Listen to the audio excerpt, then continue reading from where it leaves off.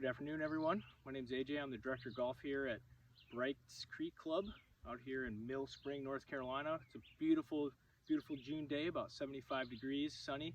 It's a little hotter in this bunker, I'm not going to lie, and this is kind of a hot topic in golf.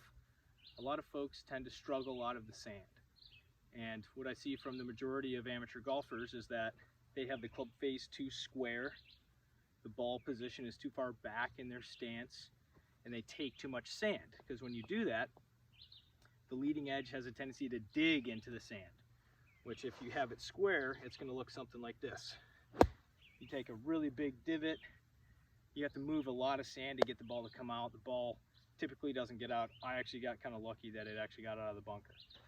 So instead, what you should do to be able to get the ball out of the bunker very easily is, one, you don't always have to grab your sand wedge. Sometimes you need more loft where you can use your lob wedge, and that's okay, and I'll explain why. So you want to use what's called the trail edge of your wedge, not the leading edge. So if you use the leading edge, which is this front part, the club is going to dig into the sand, and the ball is it's not going to come out with any velocity or spin. Or when you use the trail edge, the ball bounces out nice and high and lands really soft. So how do we use the trail edge? So what we do is we have the face open. You can see this is my 57-degree wedge, or my sand wedge. The blade is definitely open. The club face, though, is aiming where? Up into the air.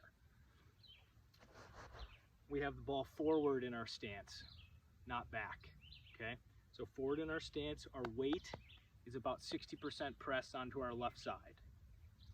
We're gonna dig into the sand a little bit, feel nice and stable and controlled.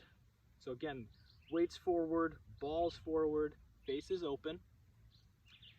We're gonna take the club up, we're gonna hinge it just like a normal swing. When we come down, we're gonna let the club head outrace the handle of the club. So that's going to let the club head continue moving forward while the hands lag behind. The club comes up really vertically. That's what's going to get the ball up in the air. So if you put those things together, it's going to look something like this. So again, weight's forward, ball's forward, face is open, and we're just trying to spank the sand or slap the sand with that back edge of the wedge, and it's going to look something like this. Nice and high, landed soft. Enjoy the afternoon, and we'll tune in for next week. Take care.